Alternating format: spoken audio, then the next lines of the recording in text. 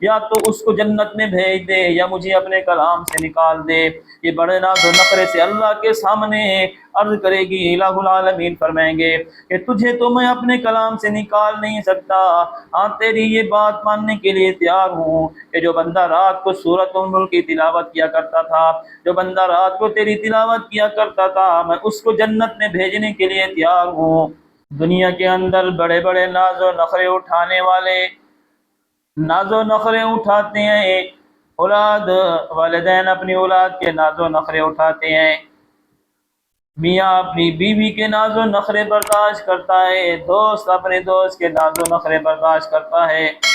اس کے ناز اٹھاتا ہے۔ قیامت کے دن اللہ کے دربار میں بھی کچھ چیزوں کے نخرے اٹھائے جائیں گے۔ وہ کون سی چیزیں ہیں؟ فرمایا وہ اللہ کا کلام ہے۔ فرمایا کہ اللہ کے کلام سورۃ الملک اللہ کے دربار میں جائے گی اور اللہ کے سامنے ناز و نخرے سے کہے گی الہ العالمین کیا میں تیرا کلام نہیں ہوں؟ رب العالمین فرمائیں گے کہ تو میرا کلام ہے۔ سورۃ ملک کہے گی کہ یا اللہ اگر میں تیرا کلام ہوں تو میں آپ سے مطالبہ کرتی ہوں جو بندہ روزانہ مجھے رات کو پڑھا کرتا تھا یا تو اس کو جنت میں بھیج دے یا مجھے اپنے کلام سے نکال دے۔ یہ بڑے ناز و نخرے سے اللہ کے سامنے عرض کرے گی۔ الہ العالمین فرمائیں گے کہ تجھے تو میں اپنے کلام سے نکال نہیں سکتا، ہاں تیری یہ بات ماننے کے لیے تیار ہوں کہ جو بندہ رات کو سورۃ الملک کی تلاوت کیا کرتا تھا، جو بندہ رات کو تیری تلاوت کیا کرتا تھا، میں اس کو جنت میں بھیجنے کے لیے تیار ہوں۔ اللہ رب العالمین سورۃ الملک کے پڑھنے والوں کو جنت میں ضرور داخل فرمائیں گے۔ اس لیے امام الانبیاء محبوب کبریا حضرت محمد مصطفیٰ صلی اللہ تعالی علیہ وسلم کے ارشاد گرامی ہے کہ اللہ کے محبوب صلی اللہ علیہ وسلم ارشاد فرماتے ہیں میرے دل کی تمنا یہ ہے، میرے دل کے آرزو اور خواہش یہ ہے کہ میں یہ چاہتا ہوں کہ قرآن کریم کے اندر ایک سورت ہے 30 آیات والی، میں یہ چاہتا ہوں کہ میرے ہر امتی کو وہ یاد ہو اور سوتے ہوئے وہ اس کی تلاوت کرے۔ فرمایا کہ جو بندہ سوتے ہوئے سورۃ الملک کی تلاوت کرتا ہے تو جب وہ مرتا ہے، مرنا تو بہرحال ہر کسی نے ہے، ایک نہ ایک دن دنیا سے جانا ہے، اگر 1000 سال زندگی ہو بہرحال موت تو آنی ہے اور قبر کے اندر جانا ہے، اور پھر لامتناہی سلسلہ، لامتناہی عمر اور بہت لمبا عرصہ قبر کے اندر پڑا رہنا پڑے گا۔ تو اس وقت انسان کا کوئی یار و مددگار نہیں ہوگا، کوئی رشتہ دار نہیں ہوگا، کوئی دوست نہیں ہوگا، کوئی غمخوار نہیں ہوگا، تو وہاں اللہ کا قرآن دوست بنے گا۔ کس کا دوست؟ فرمایا کہ جو بندہ روزانہ سوتے ہوئے سورۃ الملک پڑھے۔ کالی کملی والے پیغمبر صلی اللہ علیہ وسلم کے ارشاد کا مفہوم ہے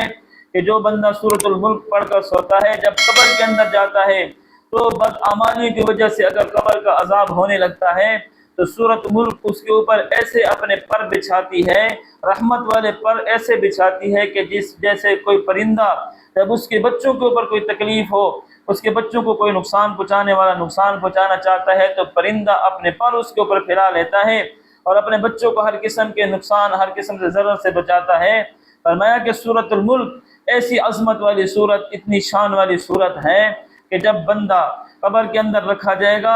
اپنے بدعمالیوں کی وجہ سے اس کے اوپر اگر قبر کا عذاب آنے لگے گا تو سورۃ الملک پرندے کی مانند اس کے اوپر چمٹ جائے گی اور پروں کا سایہ کرے گی اور اللہ کے عذاب کو دور کر دے گی۔ اس لیے دوستو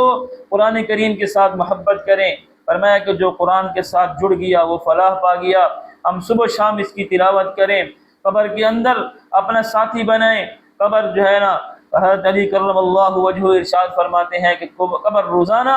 آواز لگاتی ہے کہ میں تنہائی کا گھر ہوں، میں کیڑے مکوڑوں کا گھر ہوں، میں وحشت کا گھر ہوں، میں تنہائی کا گھر ہوں، میرے اندر آنے سے پہلے کچھ اپنے جی بہلانے کے لیے سامان بھیج دے۔ تو وہاں دنیا کا تو کوئی ساز و سامان بندہ نہیں بھیج سکتا، نہ تو وہاں اے سی لگوا سکتا ہے، نہ وہاں ہیٹر لگوا سکتا ہے، نہ وہاں سنگ مرمر لگوا سکتا ہے، نہ وہاں فرش بنوا سکتا ہے، وہاں بلب نہیں لگوا سکتا۔ ہاں وہاں جو ہے نا اگر اپنی قبر کو روشن کرنا ہے تو سورۃ یاسین کی تلاوت کی جائے، اگر اپنے آپ کو قبر کے عذاب سے بچانا ہے تو سورۃ ملک کی تلاوت کی پابندی کی جائے، ذکر اذکار کیا جائے کہ جہاں کوئی نہیں ہوگا، جب قرآن پڑھنے والا قرآن پڑھ کر جائے گا تو فرمایا کہ جب قبر کی وحشت اس کو کھانے کو آئے گی تو اللہ کا قرآن سر کی طرف سے آ جائے گا، ہاں میں اللہ کے بندے، ہاں میرے دوست، تو نے دنیا کے اندر میری تابع داری کی، میری تلاوت کی، میرے حلال کو حلال جانا، میرے حرام کو حرام جانا، دنیا کے اندر تو نے میری قدر کی، آج حکم کر تجھے کس چیز کی ضرورت ہے۔ تو اس لیے قرآن کریم کو اپنا اوڑھنا بچھونا بنائیں، قرآن کے ساتھ یاری لگائیں، قرآن کے ساتھ محبت کریں۔ یہ محبت دنیا میں بھی فائدہ دے گی، یہ محبت آخرت میں بھی فائدہ دے گی، یہ محبت قبر میں بھی فائدہ دے گی۔ اللہ رب العالمین ہم سب کو قرآن کریم پہ عمل کرنے کی توفیق عطا فرمائے، اللہ اس کی تلاوت کرنے کی توفیق عطا فرمائے۔ وآخر دعوانا ان الحمد للہ رب العالمین۔